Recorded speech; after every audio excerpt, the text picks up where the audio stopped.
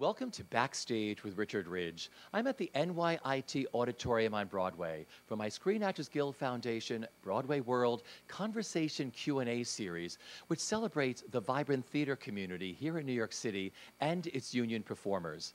My special guests are the creatives and cast of the stunning new Gershwin musical, An American in Paris, which is dazzling both audiences and critics alike at the Palace Theater. So please welcome director-choreographer Christopher Wheeldon, book writer Craig Lucas, and the cast, Leanne Cope, Max von Essen, Veanne Cox, and Brandon Uranowitz, along with producer Stuart Oken. Enjoy.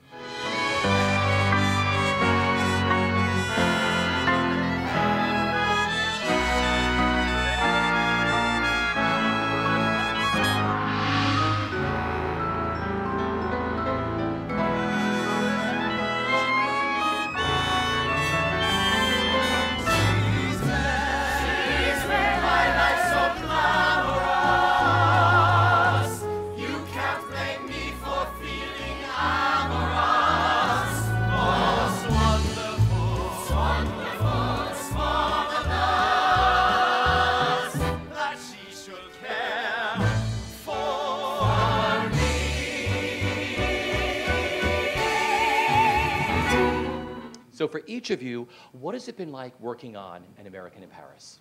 Chris, I'll start with you. I don't remember the days before working on American in Paris. No, it's been just the most phenomenal, exciting, creative process from the beginning, from 2 years ago when we sat down for our first reading. And all of this has been very, very new for me. So I feel like at each step, it's been a big learning curve.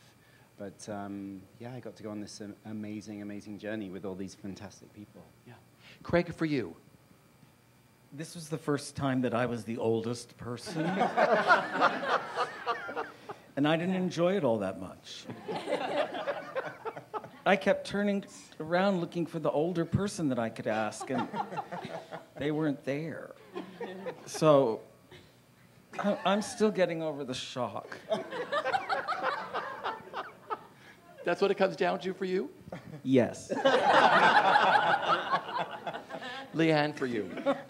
The whole experience has been, like you say, you can't put into words what the show was to you when you came to see it, but for me, I can't put into words what an experience this has been. The last 18 months since my first audition, well, kind of audition in a shower room at the Opera House in London, to now performing on Broadway is pretty incredible. And just to feel part of a family, in a ballet company, you very much, you go to school with these people and you end up in a company with them and then you dance with them for 10 years. And I didn't think I'd ever be able to feel that again with another bunch of people. But for the last year, we've become so close, and especially with Paris, all traveling to Paris together, brought us really close. So I'm just happy that I'm part of another family.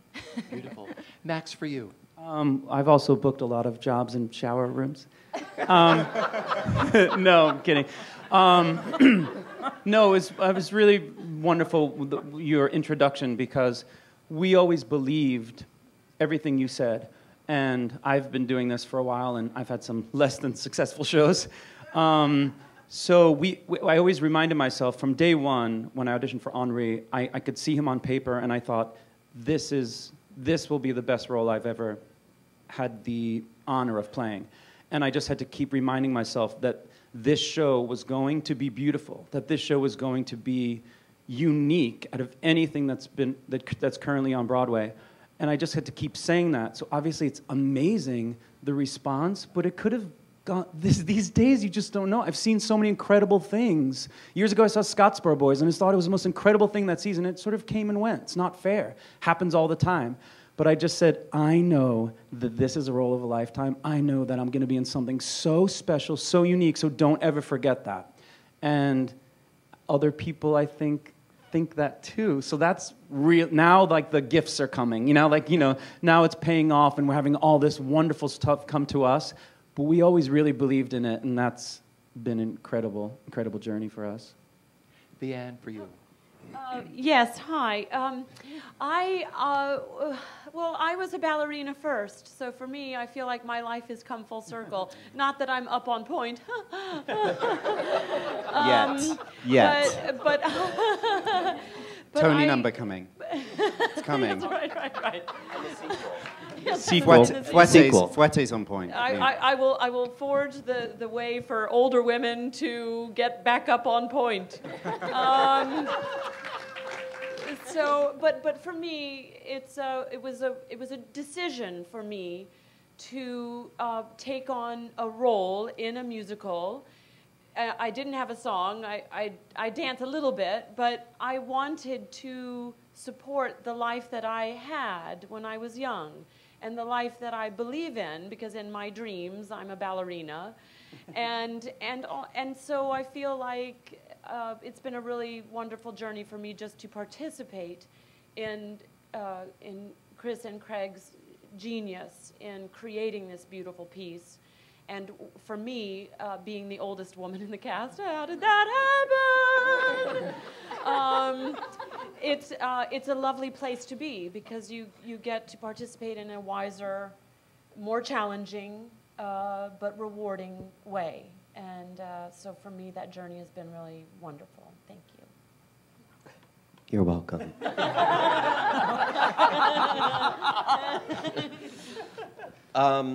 This show is sort of represents and is sort of the culmination of the reason why I got into this whole thing, this crazy business called show in the first place. It's just kind of like this big, delicious, beautiful cake that keeps getting layers added to it, and like icing added, and like letters and a cherry. It just keeps getting better, and even down to the fact that I'm sitting next to Veanne Cox, who is the kind of the reason I got into acting in the first place when I saw her in Company, and so it's once I really started getting into the business and realizing how this whole thing works, I've always wanted to be part of something new and be involved in a project that starts at the ground and we build our way up, and it just keeps getting better and better and better. So it really is the epitome of a dream come true. It's why I wanted to do this, and I just can't believe we're here right now. It's still shocking to me. Christopher, how did you get involved? Because I understand it took you a few times to say yes to directing and choreographing this, right? Yeah, my Twitter account has been alive with hashtag pinch me, hashtag I've got beginner's luck, hashtag I can't believe this. Because really, if you'd said to me 4 or 5 years ago, you'll have a hit show on Broadway one day as director and choreographer, I would have laughed. I mean, really, it's unbelievable.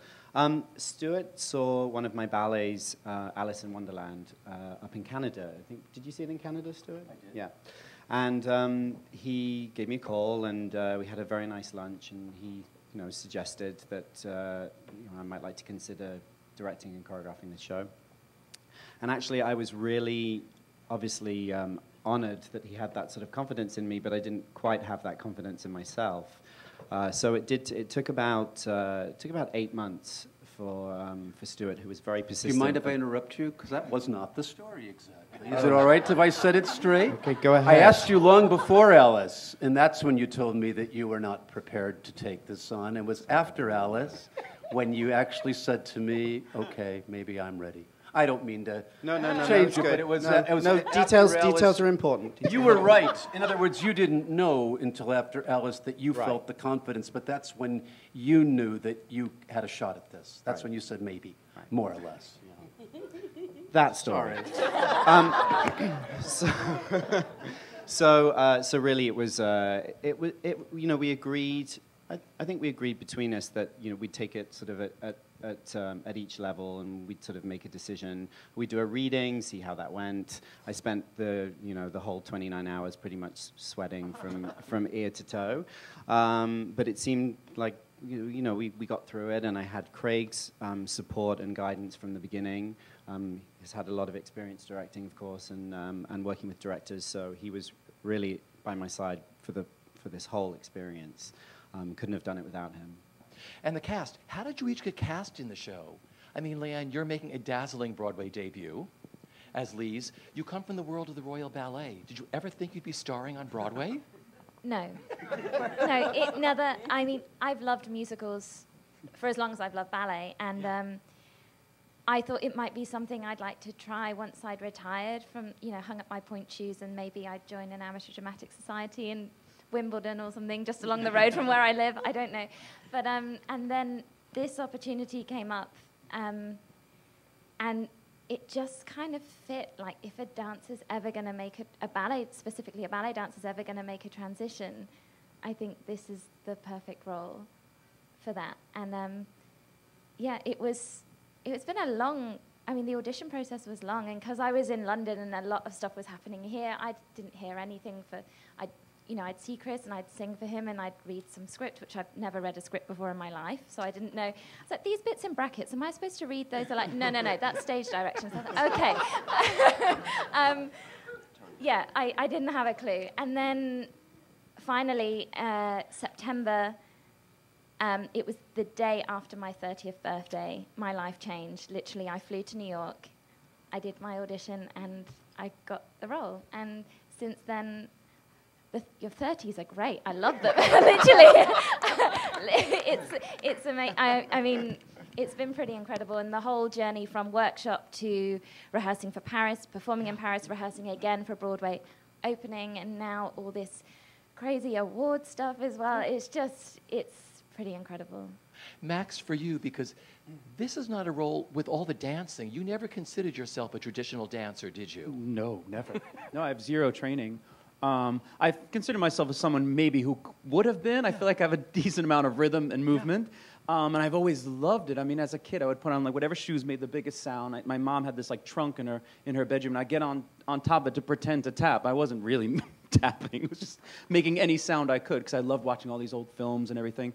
But my first audition, well over a year and a half ago, was for Brandon's part of Adam, and I fell in love with there wasn't a script yet. It was just a treatment. I thought, oh my God, this is going to be, just reading the description of what it would be was enough for me to go, I have to be a part of this.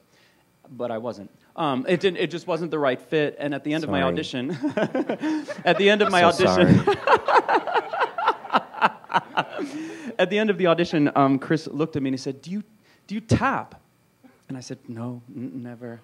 And that was it. Never heard from them again until months later. And I don't know what changed, but they agreed to see me as Henri. I went through a long process, acting, singing. I would sing the song, and I was getting laughs, and I didn't know why. And I thought, maybe I think they're laughing with me. I don't think they're laughing at me. No, so we were laughing at you. Oh, okay. Yeah. So I thought maybe I was bringing something kind of fun, and then they agreed to have me come into a dance call, and I was dancing with like some of Broadway and the ballet world's best dancers, and it was not pretty. I mean, I was really struggling. Yeah, but you went for it. I mean, went. Let's roll it. Yeah. No, I mean, I did. I went for it, and I still had fun somehow, and I just tried to like crack some jokes, because what else could I do? I mean, I couldn't do it, so what am I going to do? Pretend like if you don't want to be like in dance clothes, like living as if you're really doing it well, but you're awful. So you have to acknowledge that you're awful. And I knew maybe it's the kind of thing, because I've had to dance in other shows, and after a couple of months or years, it starts to, you feel like you start to get it. But I think maybe something clicked in there. Or Rachel, one of the casting directors, towards the end of the session, she just went, Max, come here. She's like, I think we've put you through enough. And so they let me go. So, well, I'm pretty sure that after being in the business for 300 years, 400 because I worked with Shakespeare. So I'm pretty sure that Craig Lucas got me the job. I'm not positive of that, but I think I think that he knew who I was because we've been around for a long time. And I think that's right. I don't know. You'll have to correct me if I'm wrong. I don't know how I got the job. Let's just put it that way. But 400 years in the business counts for something. So I was just offered the job. I didn't have to audition. I'm just lucky they've kept me through the process. Because I did do the workshop and then Paris and now New York. And I feel very lucky that somebody liked me out there and knew that I was capable of something, and it's been a joy and very hard work, never easy. It never is, never should be. Art is hard, and but it's all a wonderful thing that a gift that I've been given personally to be part of this show, and whoever I'm grateful to will have to let me know someday, for sure. Thank you. On to you, my darling. Brandon, for you. Thank you.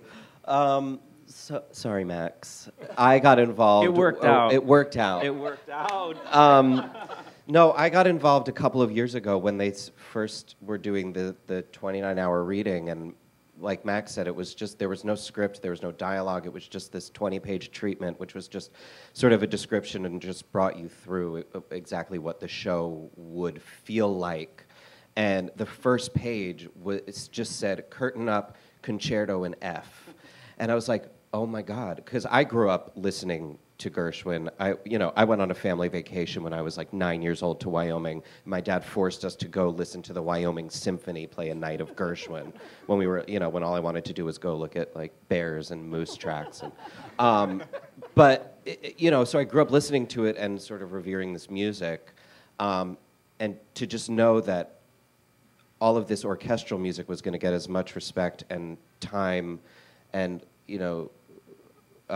stuff on stage, I was like, oh, I have to be a part of this. This sounds like the most magical, truly Gershwin musical to come around. And I knew nothing about Chris. And then I looked him up, and I was like, oh, he's like kind of a big deal. I guess I should go in for this. And I went in, and I fell in love, and I knew Craig's work very well. And I just love I think he's such a wordsmith, and he's so good at what he does, and I loved the scenes that they gave me, and I just really tried to sink my teeth into it. It's the most delicious thing you can do as an actor, and like I said, this is sort of the culmination of everything I've wanted to do and dreamed of doing as a kid, and I just can't believe that it's all still going as well as it is. Your out-of-town tryout was Paris. I mean, Stuart, how did that all happen?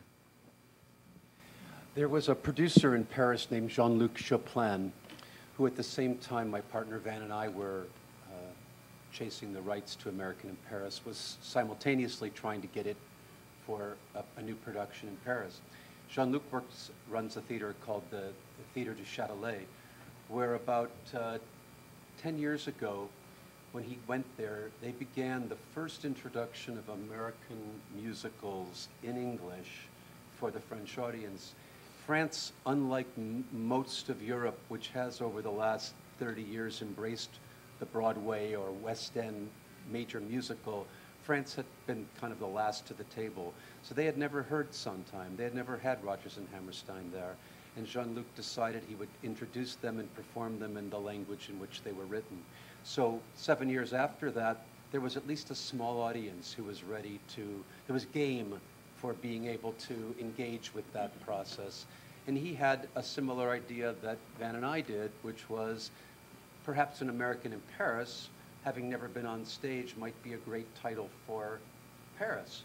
So at the same time he and I were going off to get the rights separately, we got them, and then I was introduced to him, but it turned out I actually knew him. We worked together many years before, but I did not know that he was this person who was actually chasing the rights. So, long story short is he said, if you put this show together with the kind of artists that I think would be a good fit for us at Châtelet, come back to me. And right about the time of the reading that these guys were talking about, we were beginning to look for a home for our first production because we really wanted to go somewhere before we came into New York. And Jean-Luc read the treatment, and he said, you couldn't have hired anybody more perfect than Christopher Wheeldon and Craig Lucas and Bob Crowley and Tasha Katz, and that was it. Well, I'm certainly, what better research for all of us to be walking along the Seine to work every day and popping into a real boulangerie, and not an au bon pain, but, a real one. and conversing with the locals, and it was really amazing. Although for the most part, we spent most of our time in a darkened theater, of course, because that's what happens during tech and previews. But for me, it was very special. I danced as a 19-year-old at the Théâtre du Châtelet with the New York City Ballet when I was still dancing. So I knew the boards, and it's really just the most magnificent old theater. And the Saison Russe famously had its first season there. The collaboration between Massine and Cocteau and Picasso. I mean, this is a really historical stage. So how thrilling for us to be presenting American in Paris there first. And dinner break was amazing. Oh, I could imagine. I mean... Craig, for you, what you learned about the process of a show over there in Paris? If you're used to New York theater, Paris is not very helpful because the audience pays very close attention, and they have boundless patience, and they love complexity, and they don't want to be spoon-fed. So, you don't learn what it's really like to play on Broadway, where the audience is going to run up the aisle to get their car, even though they loved it, and turn their back on the actors. So I loved Paris. It was unbelievably great. You can see the sky. No one honks their horn. No one shouts, "Move, you mofo." It's a lovely, civilized dream of a place. And Broadway was a very big shock for Grandpa.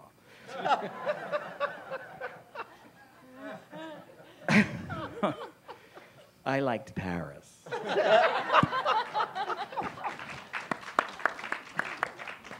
For the cast being there, creating these roles in that environment, what it meant to the four of you? Obviously, playing a French character was pretty priceless research being there. I spent a lot of time sitting in cafes just watching the French women go about their business every day. And French women are very special. They have the je ne sais quoi. They have something that you just can't put your finger on. They just have something about them. And to try and put that into Lise and to learn from those women was amazing. And, I got a chance to take ballet class at the Paris Opera while I was there, which was very scary and amazing at the same time, because an hour and a half later, I was on stage in the set that Bob Crowley had created, which was the studio I had just taken class in, which was pretty incredible. The Galerie Lafayette was just across the road. I lived as much as I could. I tried to live Lisa's life. And, we walked along the Champs-Élysées and almost chose a mansion that the Burrells would have lived in. So it was the most special time. And also, it's terrible. I'm British, and Paris is so close, and I'd never been before. So to live there for 2 months was amazing. Yeah, I mean, it was surreal. It proved to be invaluable. I mean, who gets that opportunity to? We weren't trying out, guys and dolls in Paris. We were doing an American in Paris, and what's still so unique about Paris and a lot of other European cities, unlike New York, which is an incredible city. But if you're doing On the Town in New York, New York is not how it was in, what's the year of On the Town? Late 40s.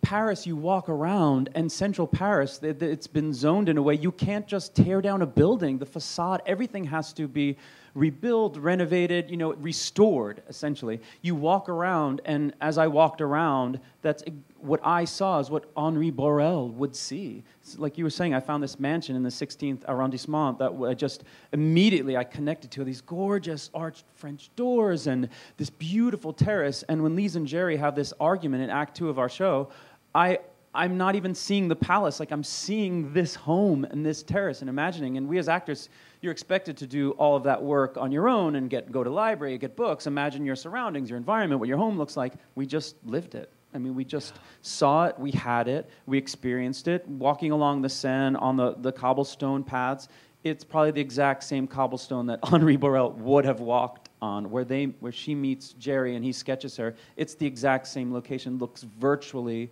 the same. That's really magical. It was an incredible, like, gift, surreal experience. I've never had that. I don't think we'll all have great theatrical experiences in our future, I'm sure. But this one is like this gem, this moment in our careers that you will not be recreated. It's just impossible. What can I add? Well, the Crips? okay. Tell them about the Crips.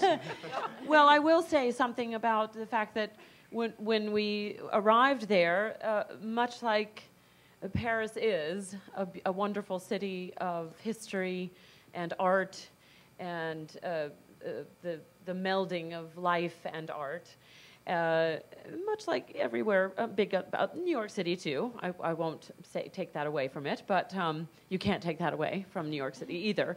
But at the Musée de Carnavalet, when we arrived, 4 days after we arrived, they opened up an exhibition of photographs and video from the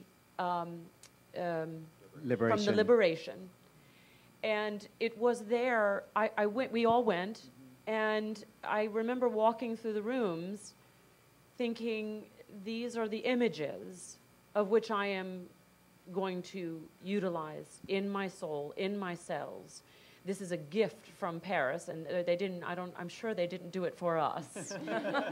But it seemed to be perfect timing to be able to educate us. So there was education everywhere.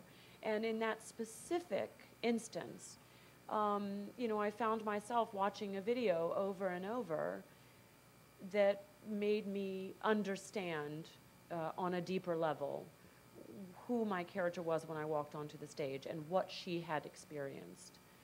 And so there was so much for us to pull from in Paris, and also utilizing observation of the Parisians, and also because they have a sense of war in their cells. I think it's something that reveals itself.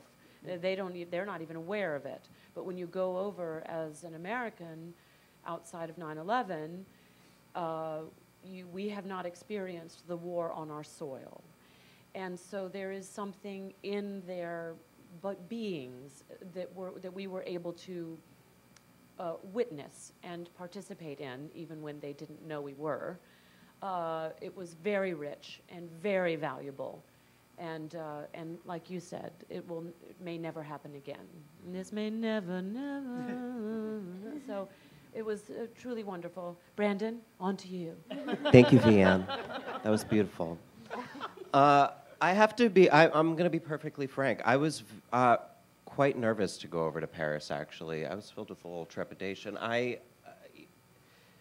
The political climate over there, particularly for the Jewish community in recent years quite recently, has been somewhat tumultuous. So I was a little bit nervous about going over there, particularly in a sort of high-profile project playing a Jewish American at the time of World War II.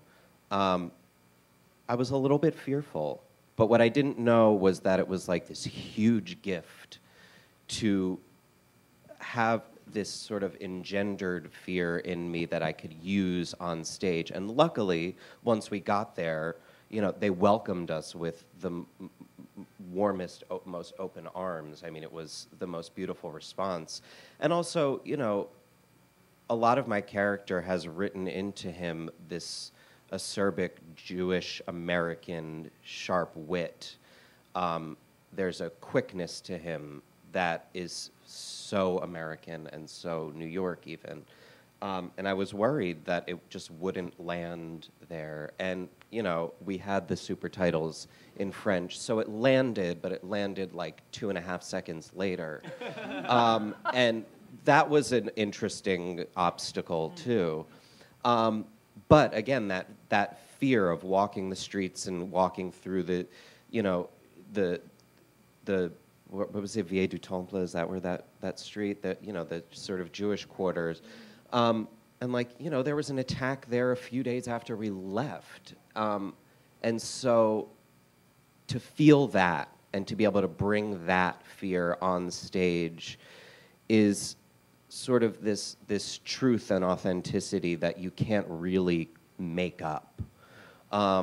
And just to, like everybody said, walking the streets and knowing that at this corner there was a blockade here, that these cobblestones were literally dug up at the time of the liberation.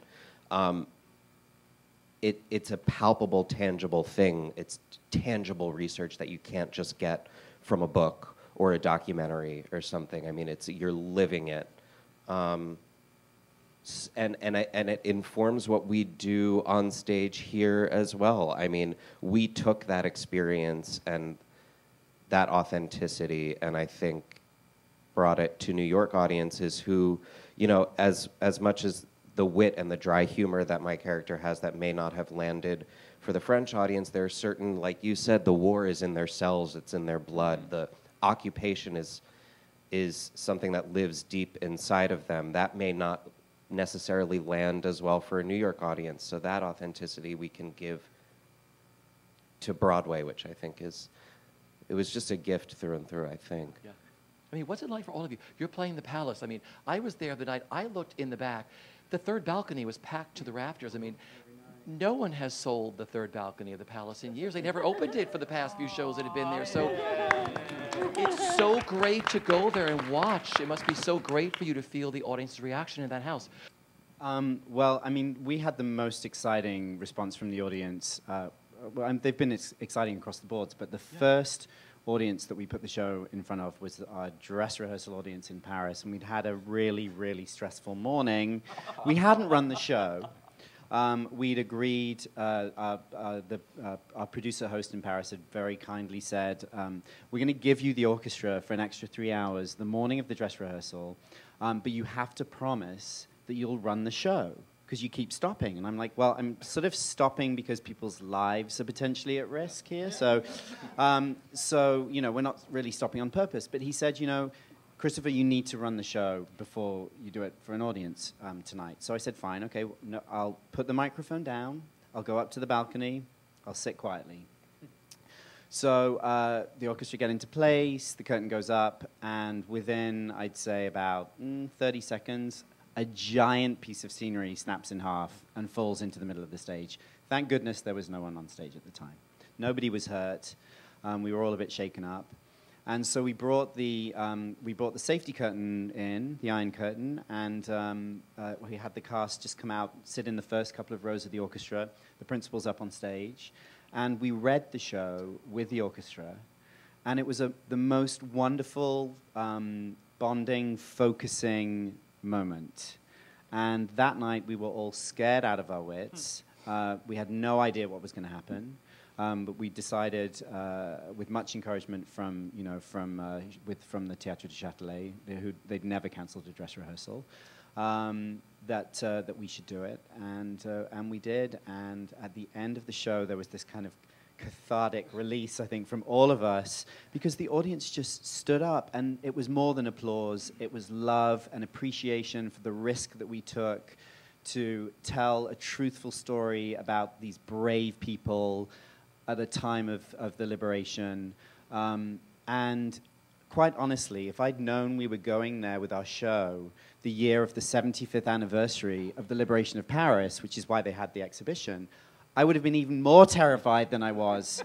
But it was such a great feeling because we felt the French people, the Parisians, really embrace our show. And I do believe it's because of the risks that Craig took in his writing and the fact that we weren't afraid to show, you know, the darkness, the ugly side, the fear, and then use that as a place for our romance to just kind of emerge from and blossom from, making it more, you know, exciting and potent and moving. So that audience experience was just magical, I think, for everyone. And then the day we left, our final show, I think a lot of people must have come back that had seen the show already. And the house lights went up, and all the crew and the makeup artists and the dressers, everyone came out on stage. And the audience, the house lights were brought up, and the audience were taking photographs of us, and the cast were taking photographs of the audience. It was just it was a love-in all round. It really was.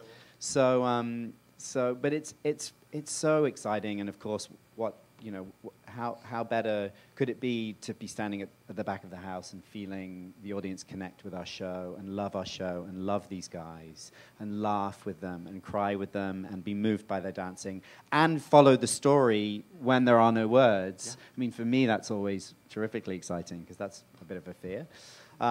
So it's been magical. It really has. We use that word a lot, but it's really honestly been magical. And the bar has been set very high, and people keep asking me, "Are you going to do another one?" And I'm like, "Oh goodness! I mean, how amazing to have this be, our first experience on Broadway."